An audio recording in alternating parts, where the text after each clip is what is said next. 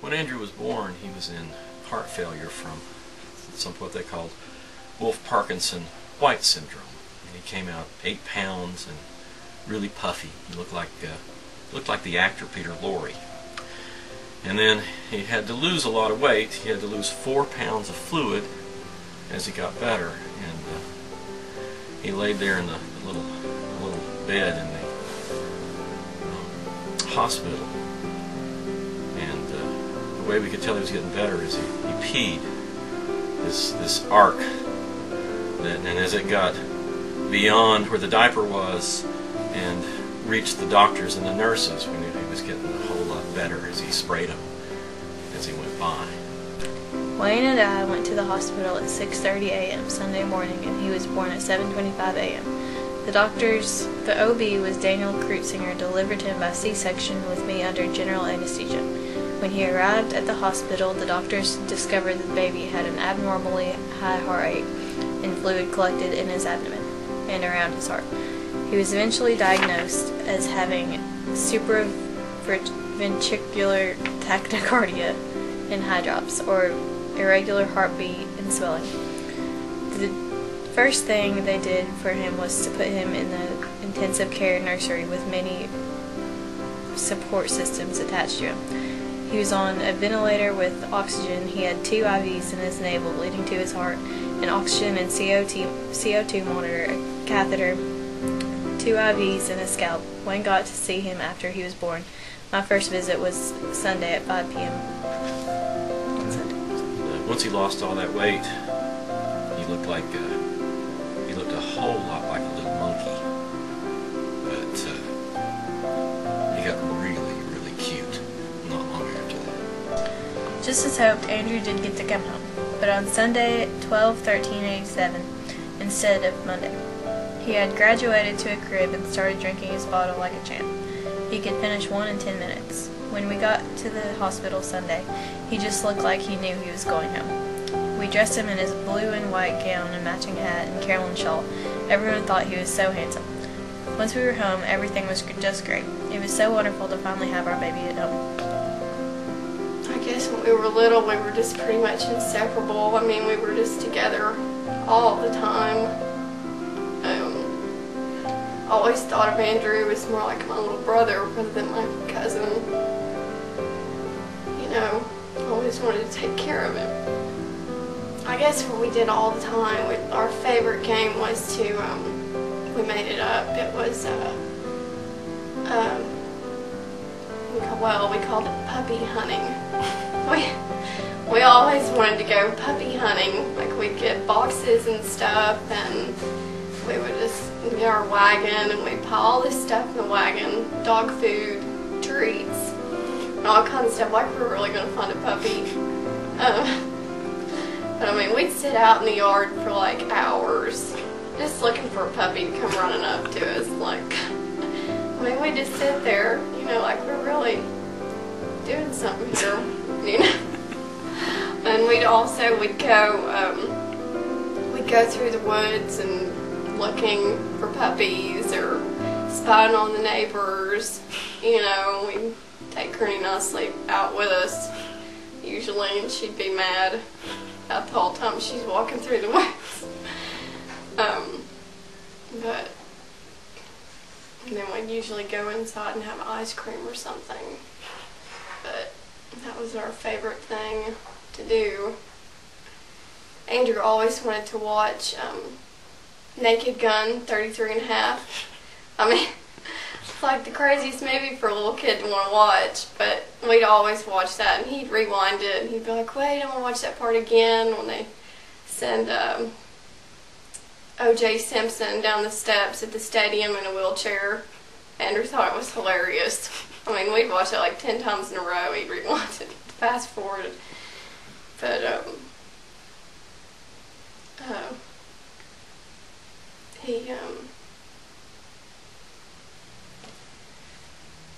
we were just, you know, kids, just having fun.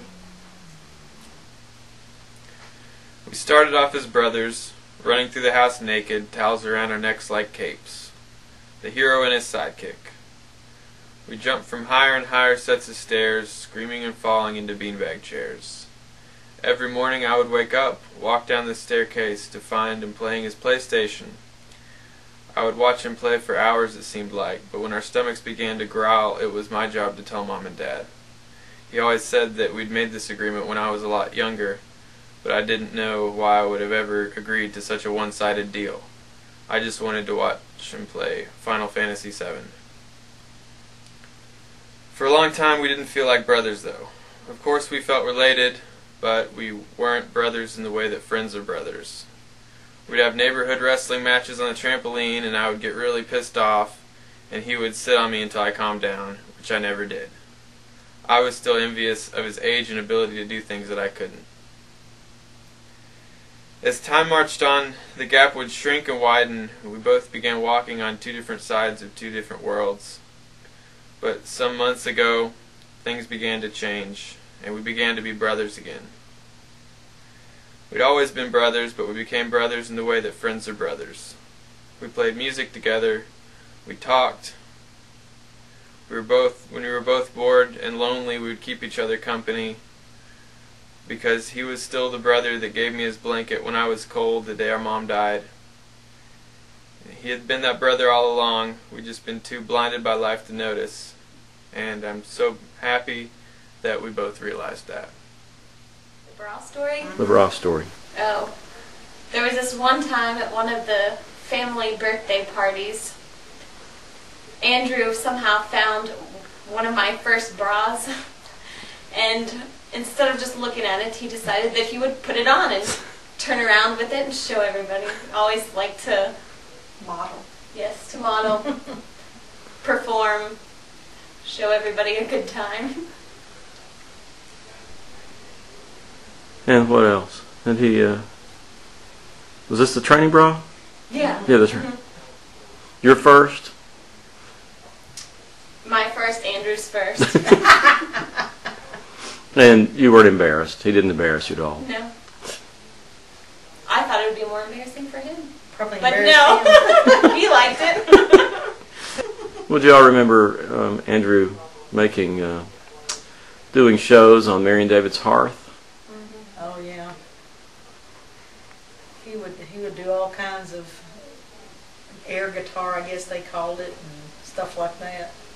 I can remember him down in your music room running and leaping and leaping up on the poles and halfway up twirling around and performing the whole score to The Night Before Christmas. He knew every word, and he was a tiny thing. I don't see how he could have remembered it or even known the words, but he could tell you he could sing every song. Do y'all remember his Webb Wilder phase? Remember when he was doing this? Oh yeah. Yes. Yeah. He always had to have a hat. Yep. Yep, and he became the costume. He was always wearing a hat. I don't remember hardly ever seeing him without a hat on. He always had a hat of some type, cowboy or pirate or something. Bra or whatever. Yeah, bra, bra hat. Is there anything that stands out as the thing that most typifies what Andrew was like? If somebody had never met Andrew, is there a story that you guys can think of that would be, okay, this is what this kid was like? Or this guy, I mean, adult or kid. Musically inclined. Gentle soul. And the look in his eyes when the other kids were babies. Most kids were jealous. You say he was a little rough with Rylan, but the look and the pictures even don't lie. The pride and the love that he had for his sister and brother. His gentleness with animals. He was so good with kids. I think he would have been a great teacher, although he disagreed with me on that. Well, Mary, do you remember anything in particular? I mean, is there anything that stands out to you that... Okay. He was so in love with his animals. He was so gentle with them. I don't see that many boys that gentle with an animal, but he was, and he loved them dearly.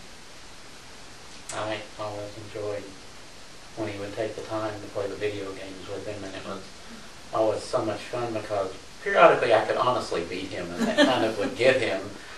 But he would always, he was so much fun with his trash talking when he played you, and it was so entertaining that it just made you laugh, the stuff he was saying. And except when we played Halo, the one time he tried to teach me to play Halo, it was like I was the new person in Vietnam that got everyone killed. There's a term for that, which we won't say. To the point that I actually launched a grenade behind him, and he didn't even see it coming, and all of a sudden he sees this grenade bouncing behind him and screams, "Grenade!" And I'm laughing so hard I'm practically have tears coming out of my eyes, and he's trying to walk me through it like this 2-year-old imbecile. Come on, David, now bend down, crawl under. So Andrew Bledsoe, so many things to say. I knew him all through life growing up. I spent a week with him when we were very young boys, and we played games, jumped on the trampoline, and he was always a really easygoing guy. I don't think he ever crossed me once over anything. He'd give you the last fudgesicle in the freezer as a kid. He was just a really nice, polite, well-mannered kid. I actually thought he was British because of his accent, and I always thought he was British, and they kept telling me he wasn't British, but I was sure he was. Like, maybe he was adopted. I don't know. Andrew always had that really good charisma and like easygoing personality, and through that he attracted really good friends. Everybody who you met at his house or met when he was going somewhere, or anytime you were hanging out with him, there were other like really good, very articulate, very smart, very just going places people. He didn't surround himself with lowlifes or anything. He always great people around him, and through those great people you got to broaden your own horizons, and you got to experience more of life. And Andrew was, for me, I kind of looked up to him because he was chasing his dreams and going out there and trying to do something with his music and everything. And I remember he had this studded leather bracelet, and I had to go get one the next day and just copy him. And it was just things like that. You just took pieces of him. He was that kind of guy that you could take parts of him and incorporate it into yourself because he just sold himself so well. I mean, that kid just had such great self-esteem, and he just really went for life and got out there and did stuff. And I think that's very apparent to everyone that knows him, that he wasn't a homebody. He was out there doing stuff, meeting people, having fun. Very responsible guy, smart guy, just getting out there and taking life by the horns. And in that way, he's really inspiring, and he would always keep in touch with you. He wasn't like most friends. You don't hear from him unless they need something. He'd call you all the time to come hang out, just chill. And that was a really, really big thing this day and age, having a true friend. And the kid was just always positive, never played the victim. He never woe is me. If he had a problem, he'd tell you what his problem was, tell you what he was going to do about it, and that was that. He didn't cry and moan like so many people do. And I remember whenever he was really deep in thought telling you something, he would start stroking his beard, and you knew he was really cranking that brain over when he started stroking his beard. So every time I see people doing that, or I catch myself doing that, I always think about him. And last but not least, he'll always live on in the memory of the Halo tournament that we won together, me, him, Aaron Kesterson, and Daniel Kurtz. And that memory will live with me forever. That was one of the best days of my life, and he was right next to me. I mean, how did you wind up with Andrew on the team? Okay, it was 2002, and it's when Halo and the Xbox came out, and we'd signed up for a 4-man tournament at Game Haven, and we lost our 4th guy. So it was me, Jacob, and Daniel Kurtz, and at the last minute we called Andrew up and we asked him if he could be ready. And in 15 minutes we were at his house. He had his controller ready, he was ready to go. And I remember we got in the car, we got to Game Haven, and there was 400 people crammed into the store. People were lined up outside, and in order for you to get in, you had to be VIP or whatever. You had to be in the tournament or whatever. And I remember we got in there, and we all were very, very nervous. And the tournament started. It was like 20, 25 games or more. And as the night progressed, we started getting higher and higher and higher in the tournament. And I remember it came up to the last round, and it was us four there, and it was double elimination. And the first round we won, the second round we lost, and it came up to the very last round. And I remember we won it. We won it. I mean, it was an amazing feeling. We thought we were skating out of that store. And I guess that was just one of my most fondest memories of the Halo days. And you guys came back with like your chests all puffed up. Oh yeah, we thought we were awesome. I can't even remember our handles, like our aliases or avatar names, but... What'd y'all win? We won, it was like $100 gift certificate and other, like, little trinkets and stuff like that, but... And bragging rights over every Halo player rights, in town. Yeah. Yeah. I guess that's about... I'm trying to think of some more detail. Well, did you guys, did you guys, like, have awesome names for each other when you were coming back? Would you name your team, or? I can't remember. Oh man, wait. Our team was like Team Donkey Punch or something. I can't include that. I can't remember what it was. Oh, it was bad. I think it was. It was like Team Donkey Punch. I'm serious. I need to call him Jacob now. It was like Horse Bang or Donkey Punch. It was one of those. Seriously. I can't believe I remember that. But, yeah, I mean, that was pretty much it. We went in there and we won, man. There was a little bit of doubt, but we went in there and we won. We did it. And, man, that was an experience.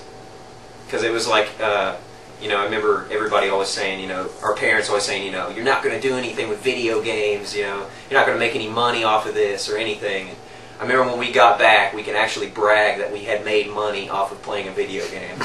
And I remember that was the big conversation, we can actually stick it to our parents, we actually, yeah, whatever. Yeah, you guys were cocky for a long time. Yes. This one time, played this video game, Gauntlet Dark Legacy, for literally 11 hours straight, from probably about 8 in the morning to 11 at night or something like that. It was crazy. And we got every single thing, and we were almost to the end, but we couldn't finish the last level or whatever. So this was all of you? The three of you? It started out as all of us because... You only lasted for 4 hours. Oh no, that's well. not true. We woke up, me and Lauren started playing, then Andrew immediately, when he came upstairs and saw that we were playing, he joined in. We played all the way until I had martial arts class at 5:30. And then I went and I came back at 7:30 and they were still playing. And I was like, how have you guys been doing this for so long? A couple times we were like, I think we should stop or something like that, and he was like, no. And we just kept going. Do you guys remember when I grounded Andrew from video games for not doing his schoolwork? Yeah. Started reading books much more. But he also, when you grounded him from his computer, he'd put up his little binder in front of his computer light so you couldn't see it. But yeah. Okay. Remember we used to get frying pans when he wouldn't wake up, and we'd just take them and bang I got them my trombone sometimes. Yeah. When he wouldn't get up for breakfast, we got pans and trombones and cymbals and things and just played at the top of the stairs. On Christmas morning, he was always the hardest one to wake up. We'd be like, who's going to wake up Andrew this time? And me and you would have to go down there and just wake him up. How'd you wake him up? We would just Christmas. push him and be like, it's Christmas, it's Christmas, it's Christmas. Be like, I don't care, I'll come up later. Just open your presents, I'll be up in a Yeah. minute. Which of course Dad would not be okay with. Yeah. Well, Dan, can you think of anything else that's a particularly, fond memory of Andrew that, especially something funny? Well, there wasn't a whole lot of funny because Andrew, I don't know, whenever he and I talked, he kind of talked to me like, he was always excited to see me and he had plenty to say, and he just wanted to see how things were going in my life, and I in turn wanted to see how things were going in his. And Mom and I were kind of talking a little bit before we came over. I think the one thing I can think about when I think about Andrew is just, he really lived life to the fullest. He's had so many experiences and stories of his own, and that's it. He's a really cool guy to hang out with. I mean, he was real fun. Always happy about things, try to have a positive thing. But most of my memories, I have playing flashlight tag as a neighborhood that, ages ago, and everyone there together. It was fun, and the old wars we had there, little playthings. It was. We were. As the best friend in the neighborhood, pretty much. I probably hung out with more with Andrew than anybody else at that point. And I'm glad. I really am glad and thankful for that. I probably wouldn't be the same person if that hadn't happened. So I just want to say thank you, and I'll miss him. Miss him very much. Being a mom in the neighborhood, I got to watch Andrew grow from a boy to a young man. And I think the thing that I will remember the most is his very expressive face. That bright smile and that little glint in his eyes, whether he was having a mischievous thought or was getting ready to say something profound. And I also realized that the depth of my love for that boy and that young man has come to light at this time in saying goodbye. So be at peace, Andrew. Cool. Thank you. One time, I took a big life-size doll and I put it right next to his bed, and then he was sleeping. Then I went behind the little bedpost thing and started making a creepy voice, and he woke up and he kind of freaked out. Kind of freaked Well, out. he He freaked freaked out. out a lot. He screamed at the top of his lungs. And you have to, you need to preface that Andrew had a phobia about dolls. And he tried to hide it. I'd show him a doll and be like, I'm not scared. I'm not scared of that. He used to tell me that automatic doors, that little box, he said there were leprechauns in there, and you had to wave as he went past. What else? How rainbows were made from unicorn spit or something like that. How much of this did you believe? Quite a bit. She listened to everything that he said. Yeah. Well, I'd you say wanted the to be logical thing, and then he She'd would be say something that was ridiculous, and then she'd go by his. Well, it was more fun than the logical. It is more fun. First met in Miss Wisehart's 4th grade class, and it's crazy because we've been to the same elementary school since we were in kindergarten and stuff. And I remember looking through the elementary school yearbooks and seeing Andrew wasn't pictured in the kindergarten one. And I don't know, but yeah, back to the point here. Met Miss Wisehart's 4th grade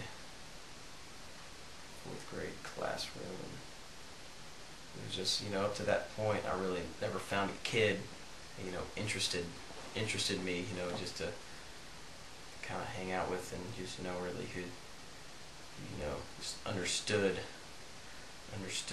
what I wanted at the time. I think Andrew was just everything, just I looked for in a friend. He just seemed like we're into the same things. We started drawing comic books at a real. We started drawing comic books at 4th grade, and we would all the time we weren't learning English or math. We'd be together drawing just taking full pages and just drawing whatever crazy stuff our little minds could come up with. And I met Andrew when he was a student in my 4th grade class. It was a magical year. My class was filled with bright and wonderful students. Andrew, Ben Savage, Hannah Elliott, Christopher Cornett, just to name a few. I was the luckiest teacher on the planet. A few years later, Andrew's mom died, and I'll never forget how brave Andrew tried to be. But to anyone who knew him, you could tell that his little sweetheart was just broken. He tried to be really strong for Rylan and Lauren. He was such a great brother. I remember Andrew when he practiced in his band downstairs and he was in his first band. We weren't sure what the neighbors thought, but we sure thought he had talent. A few years later, Andrew worked at my summer art camp, and he was delightful to be around. We got to spend lots of time together, and one time on the ride home, he told me that his only goal in life was to not disappoint his dad. Andrew was such a great son. I watched him with the little kids at art camp, and I knew that he would be a great dad, probably a lot like Wayne. Andrew was incredibly funny. He was talented. He was wonderful. And I'll never forget when I was his teacher, I could barely grade his papers because of all the drawings that he had. He was so incredibly talented, and I feel so lucky to have known him. I love you, Andrew Bledsoe. Andrew's mother died 2 days after his 13th birthday, and he was absolutely devastated. And if you look at the pictures of Andrew from the time she got sick in April of 2000, you can see it in his face and his expressions, how much it affected him. But he was going to Vine Middle School, and he had become friends with, of course, he'd gone there with Ben Savage, and he became friends with Nisha Walker and Louis Thal, and they started the band Psychotic Behavior. And I think that that's one of the ways that Andrew got out a lot of those feelings.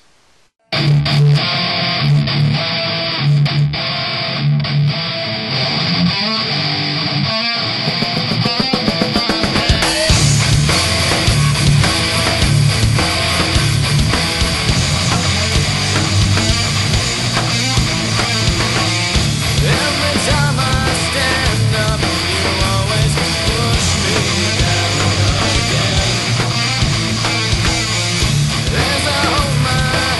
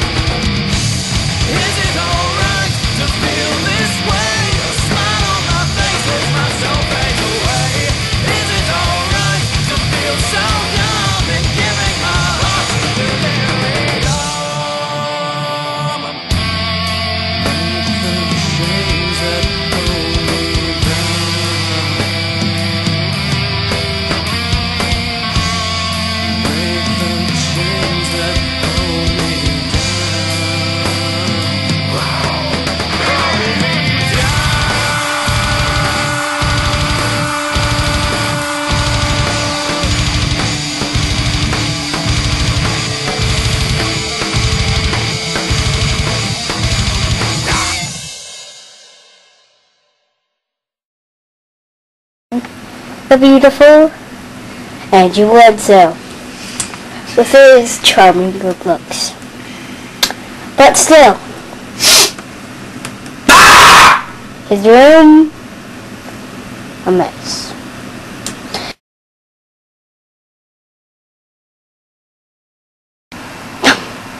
You know you're just getting the floor right now, you're not recording anything. Okay, will you make us a movie? Let's see.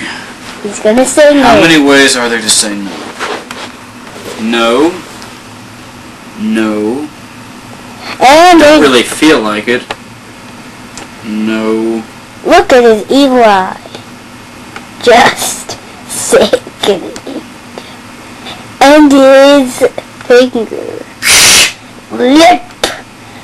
Lauren, if you don't leave, I will eat your soul.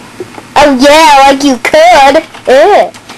Look at his beard.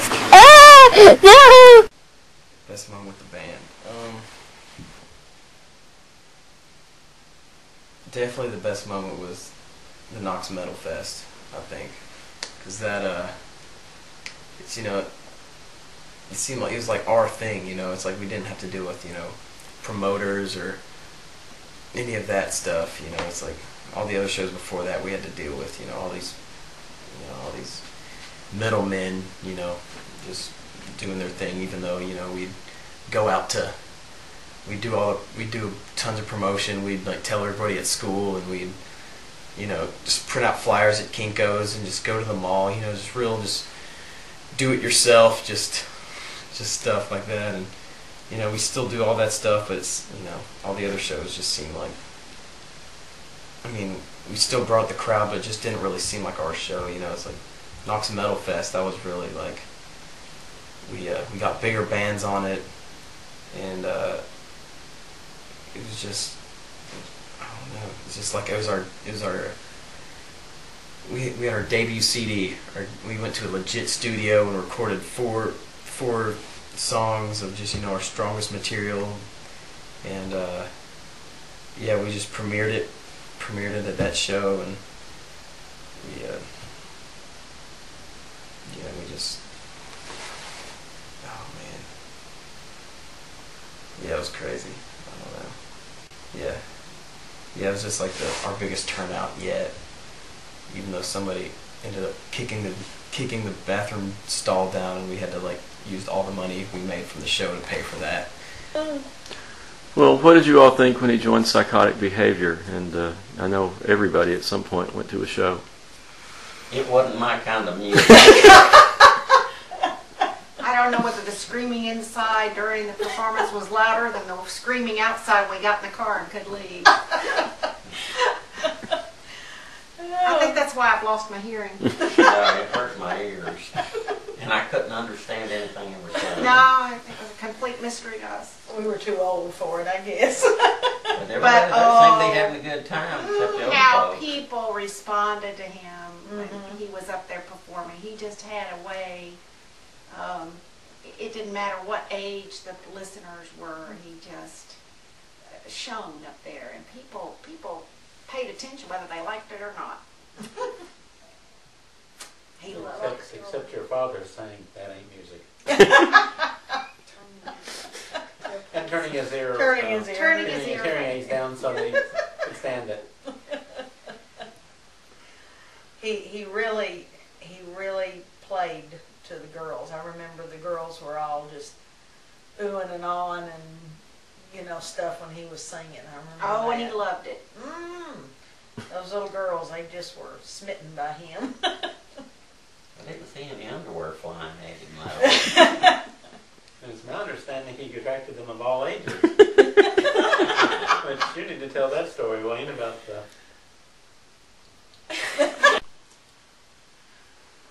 One night, Psychotic Behavior was playing at the Backdoor Bar and Grill in Oak Ridge, which was had just been a biker bar and wasn't too far from it when these guys played there. And they were maybe 16 years old, and Andrew was on stage, and there was a woman who had to be 60 years old, either that or she was a 45-year-old who'd had a really, really hard life. But she came up to the side of the stage while Andrew was singing, and she started pulling on his pants leg. And he's trying to sing, and he's looking down at her, and she keeps looking up at him with this look of love or lust in her eyes. And finally, after one of the songs is over, Andrew kind of bends down to hear what she's trying to tell him, and she rises up and she looks him in the eyes with this soulful look, and she says, "I just want to love you and shit." And I watched this go on for as long as I could stand it, because it was so funny and I was having such a good time, and Andrew was so incredibly uncomfortable and trying to be so nice, and she kept telling him that it was her birthday. It was her birthday, and obviously she wanted a really good present. But finally, after Andrew was suffering up there for a long time, I went up to her and I said, "Ma'am, this is my son, and he's 16 years old, and he can't help you tonight."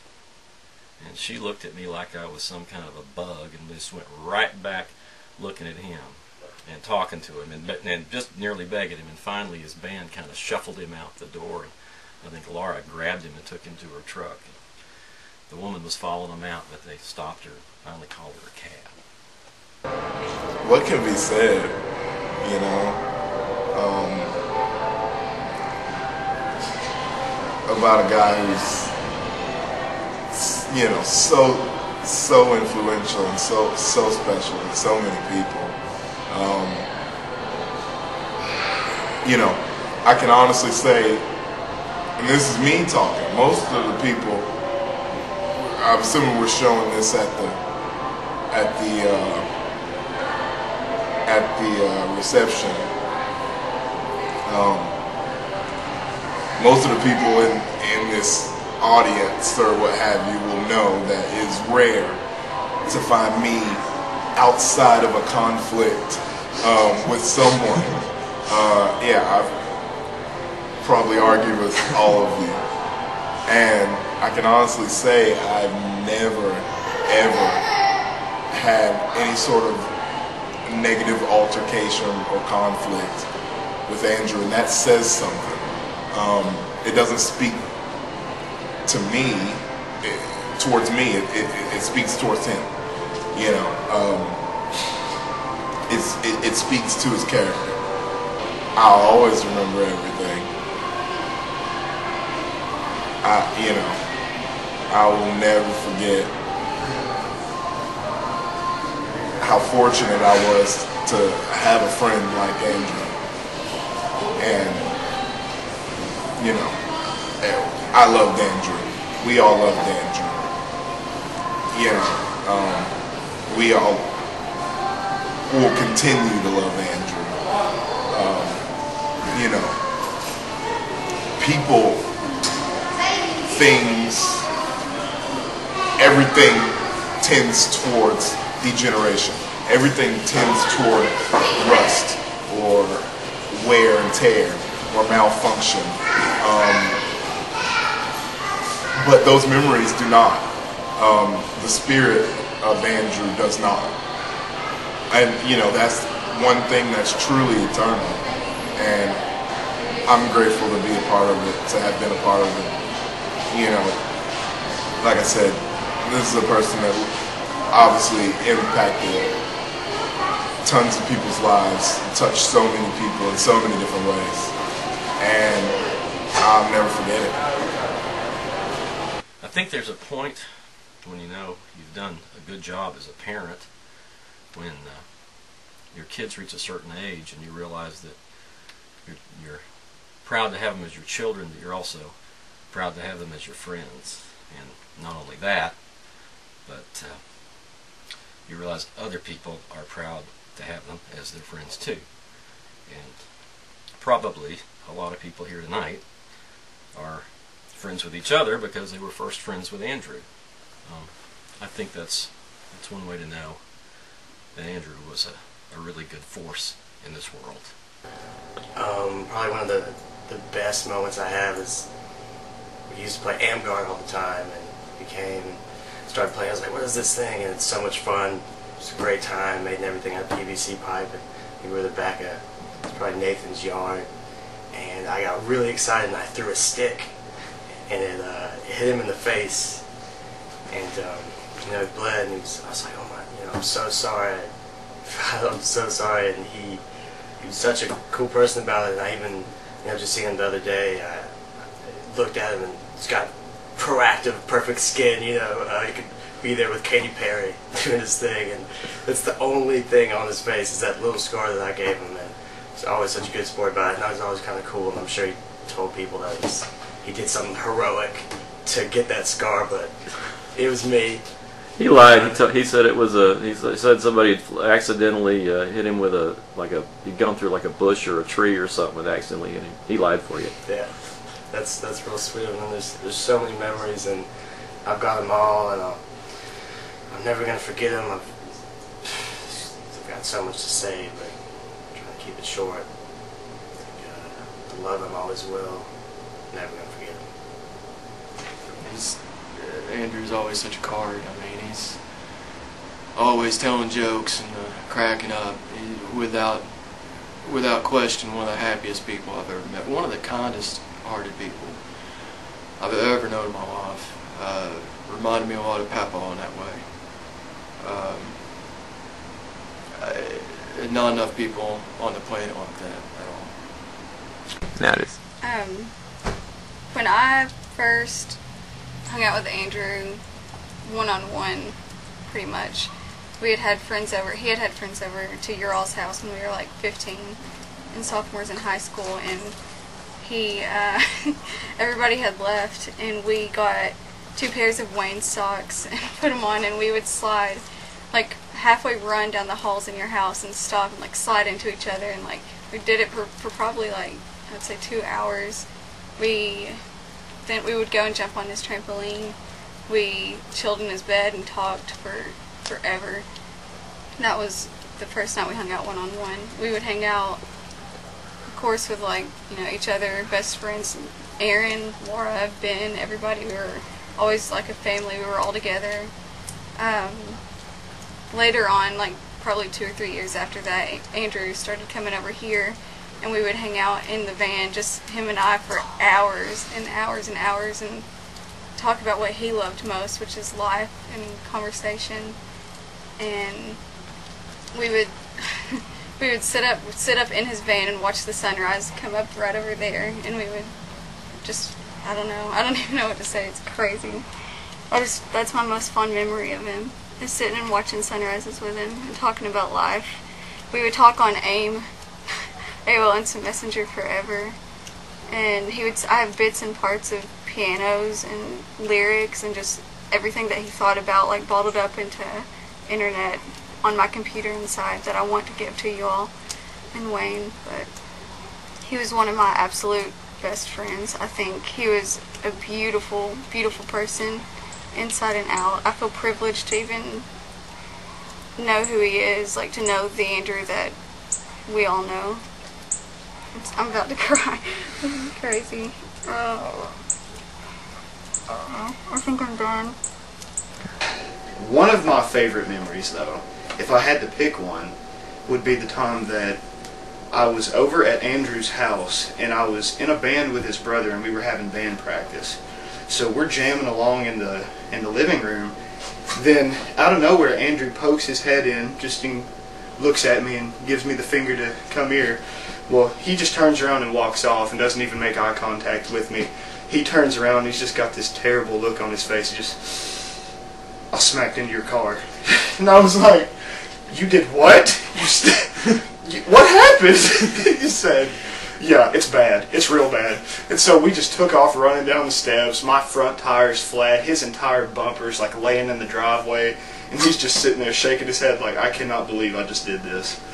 But, I mean, it was a messy situation at the time, but now that I think about it, I find it absolutely hysterical. It was, I mean, it's not good to pick a tragedy as your favorite memory, but, I mean, now I don't look at it as a tragedy. I just, with every memory with Andrew, it was always hilarious. Like, he always made me smile. He could make me laugh more than, like, any person I've ever met, and I miss him very much. I love Andrew very much.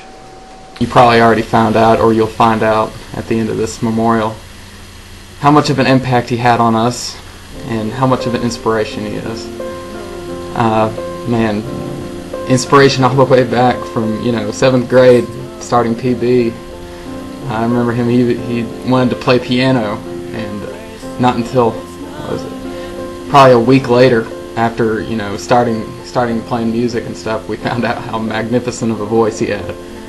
Oh man, he just, we had a lot of time on our hands at Vine, being that pretty much it was recess, so Vine was pretty much band practice in Mr. Whipple's room. And when Andrew started, it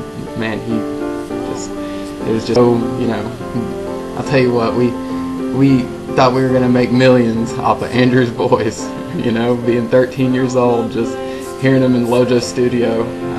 Our first time we got to record was with Lawrence Johnson, and it was just amazing to hear Andrew's voice for the first time. And just Andrew being the person he is, he just was the king of jokes, king of parodies, and always down to goof off and just have a good time. To Wayne's house, and spend weekends at the Bledsoe's house. And we'd jam out until we couldn't jam anymore. And when it was time to go to sleep, I'm sure Wayne would have work in the morning or something.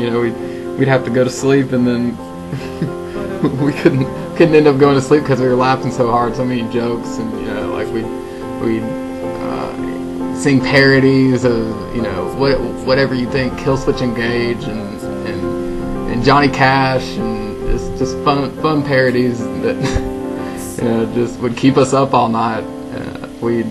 Whenever we woke up in the morning, we'd have pancakes cooking already. Wayne, the master of pancakes, would have just stacks of pancakes, and breakfast was a big part of their lives whenever we were over there, and it was just a highlight, being able to sit around a table and crack jokes. And when we'd whenever we wouldn't finish it, Wayne would make sure that we'd finish it, but whenever we didn't, Andrew would be behind us being like, you finished that? You gonna finish it? I just want to say how thankful I am to have had Andrew in my life and to still have him in my heart. So many great memories and such great music that you've left behind for us. Yeah, I mean, the history, it's a beautiful, blissful history that you've left behind for us to listen to over and over again. I mean, it's timeless, and we are so lucky to have that. Andrew, I love you, and we'll see you on the other side. This is, I guess, where Andrew would call home whenever he was away from home. Yep. He was more than just an employee here. He was part of the family. I know that all of us would probably like to say some words, so I'll let Pedro speak first. I work on Leandro. I like to work with him. Very good. I miss him. Very much. I miss him like crazy. That always made work so much better whenever I walked in. I saw, oh look, Andrew's car's here. It's been a fun shift to sit here and talk zombies with Andrew like we always do. But I think the funniest story that I ever worked with when he first worked here his first time, I remember one day we had this huge line to the door, and Andrew was sitting there with a cup of coffee and Dr. Pepper, and it was coffee, Dr. Pepper, coffee, Dr. Pepper, coffee, and he worked the entire salads and spud line by himself with a line to the door. It was the funniest thing ever, just sit there and watch him just hyped up on caffeine, making salads. He'd always be drinking his coffee. Always had the coffee. And when he first started working here, it was Sunday, and we were busy, and the music was loud back here, and I walked to the back, and there's Andrew with one of the bags of the drink mix was falling out of the box, and he didn't know what to do, and he was back there screaming for someone to come back. And nobody could hear it. They just happened to be getting some lids or something. I remember that day. Cool. Me and Mike were talking the other day about people who made work fun, and who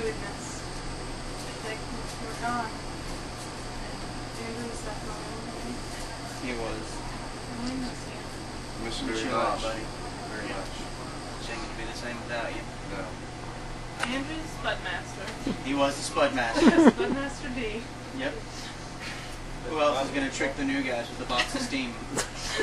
The box of steam, jumping out of boxes at people, pour a potato salad down managers' shirts. He was a great guy. I'm going to miss him. August 9th, 2010, Andrew married Laura Pierce on the 6th-year anniversary of their first date. And they married down in Cancun, and they spent about 10 days there for their wedding and their honeymoon, and they had a great time. And once they came back, the marriage sort of dissolved, and they planned on getting a divorce, but they wanted to both remain friends. And I think Andrew would have always considered his new in-laws, Tim and Della Pierce, to be part of his family for the rest of his life. Well, the last time I saw him, he come in and he gave me a big hug. And he sat down and he talked a long time. And then, I don't know what all we talked about, but he used to tease me about having afros all the time in my hair. He'd always frizz it up, no matter how I had tried to fix it, he'd always wool my head. And then when he left, though, the last time I saw him, my hair's real straight, and he said he liked my hair. And then he went out the door. That's the last time I saw him. I miss him. Yeah. Everybody will. The last few weeks have been, it's just, I don't know, Andrew just, he seemed to like reconnect with everybody, like he was, you know, not like he lost connection with anybody, but just like, he seemed like he had more time on his hands, and I don't know, he just felt like, you know, we hung out way more. We hung out way more, and we just like made up for so much lost time. And yeah, we were just talking about the future, how we're like in January, he's gonna have all these songs, and we're gonna record a full length, and I was so looking forward to that. Andrew came into our lives a tiny little thing. His heart was beating much too fast. No one believed that he would live to leave the hospital. Andrew proved us all wrong. He grew to become a handsome, smart, healthy, and generous young man. Andrew saw only good in everyone, especially those he loved. He could not conceive of anything different in anyone. The last time I saw Andrew, he was talking about his dog. Andrew said his dog was so smart. He had to spell when he got ready to go to the dog park because that dog got so excited. We will always love that ugly dog because Andrew did. The dog loves and misses Andrew. Andrew will always be remembered as young and handsome while we grow old. We were blessed for 23 short years. I will always be grateful for Andrew's friends, for when Andrew's heart beat for the last time, and he was not alone. You were there. Thank you, Ben, and all Andrew's friends. You were special to Andrew, and you will always be special to me. Andrew, you did not go alone. For part of us with you, there will always be a missing part in all our hearts and our lives. We love you, Andrew. Hey, have you seen the sky at all lately? It's turning green and it's about to come down all around us, just for you and me.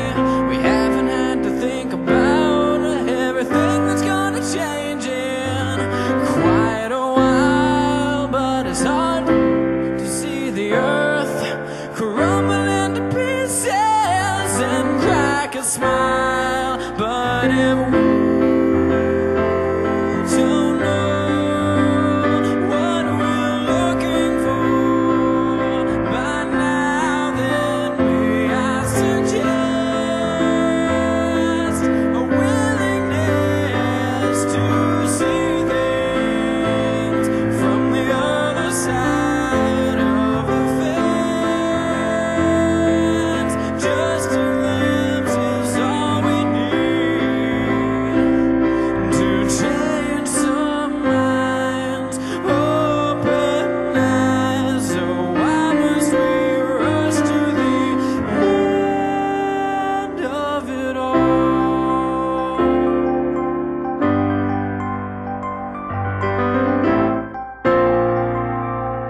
Hey, have you seen the sky at all lately? It's turning green and it's about to come down all around us, just for you and me. We haven't had to think about everything that's gonna change in quite a while, but it's hard to see the earth crumble into pieces and crack a smile. But if we don't know what we're looking for by now, then may I suggest a willingness to see things from the other side of the fence. Just a glimpse is all we need to change some minds. Open eyes, so why must we rush to the end of it all?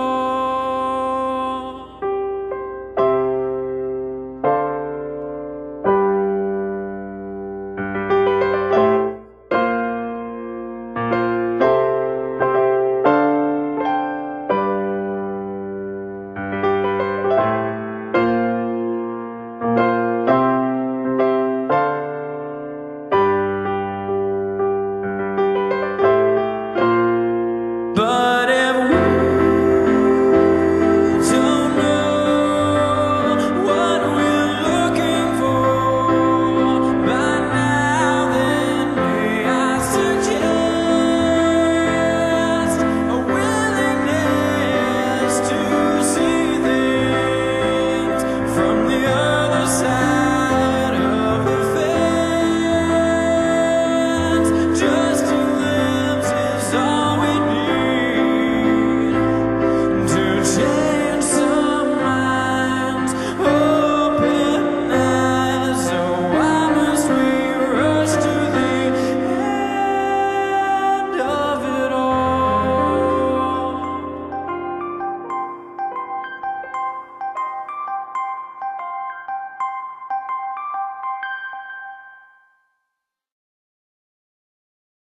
At times like this, you have to be thankful for small things, which really are pretty big things in the scheme of things. When Andrew's heart stopped and he collapsed, he fell into the arms of one of his very best friends in the world. And I'll tell you what, for your last memory on this earth, being in the arms of one of your best friends and somebody who really loves you and you love, there's a lot worse ways to leave this life. Okay, so I have a story. This happened a couple of nights ago. Ben was in the deepest sleep I've ever seen him in, and he was mumbling something, so I woke him up and asked him what he was dreaming about, and he said... I wasn't really awake because I don't remember. Yeah, you were not awake at all. Yeah. And I said, what are you dreaming about? And he said, it's just this dream I keep having about Andrew and his piano. And we went to sleep, and I told him the next day, and he didn't remember, but he just had this like bright smile on his face and a glow in his eye, and he said, I knew you'd keep feeding me riffs, dog. Yeah, because I woke up the next morning with a riff in my head. But it was totally Andrew riff. Cool. You think of anything else? Yeah, but you don't have enough tape. I've got one last story about Andrew. And it may seem like a silly story to folks. But Ruth and I used to always sang to the kids. Every night before bed, you know, after we read to them, we'd sing them songs. Occasionally, we'd have to try to sing them songs in the car to get them to take a nap. So one time, I can't remember, Andrew must have been, 2, maybe 3. We asked him what song he wanted to hear, and he kept saying Willie Bobo. Well, Willie Bobo is a Latino artist who sang or performed the song Fried Neck Bones and Some Home Fries. Andrew'd never heard that song, even though I'm sure he would have loved it. But we kept trying to figure out what he was saying. He kept saying Willie Bobo, and finally he said, "Go to sleep, you Willie Bobo." And it finally hit me. A kid that little has no idea what a weary hobo is. So all this time I've been singing him this song, singing about "Go to sleep, you weary hobo." He thought I'd been singing about somebody named Willie Bobo. And, after that, I put that song on a tape so we could always listen to it in the car. And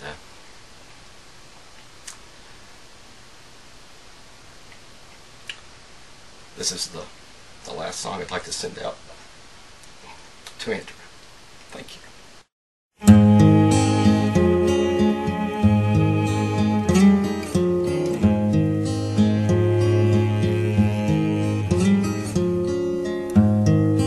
Go to sleep, you weary hobo.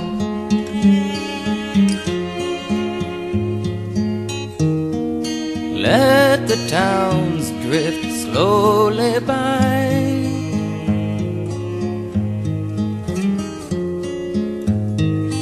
Can't you hear the steel rail humming?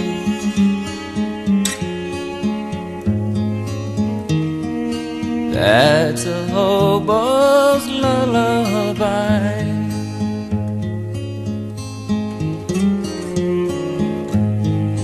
Do not think about tomorrow.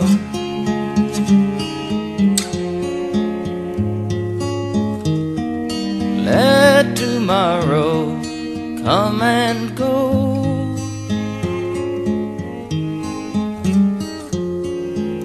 Tonight you're in a nice warm boxcar.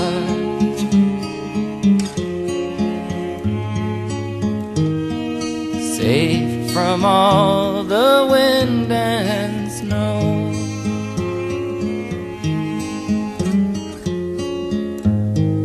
I know the police cause you trouble.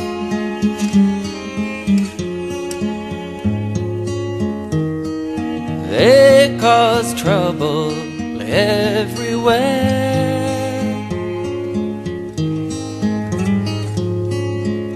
But when you die and go to heaven,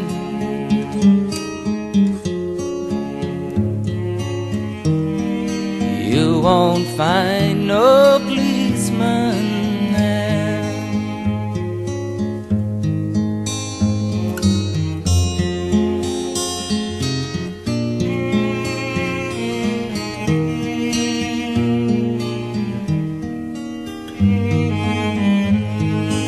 I know your clothes are torn and ragged.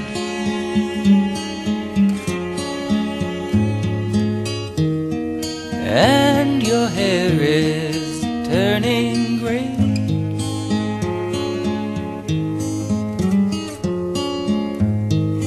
Lift your head and smile at trouble.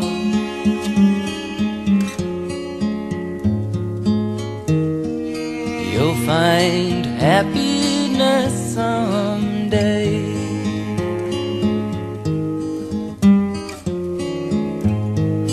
Go to sleep, you weary hobo.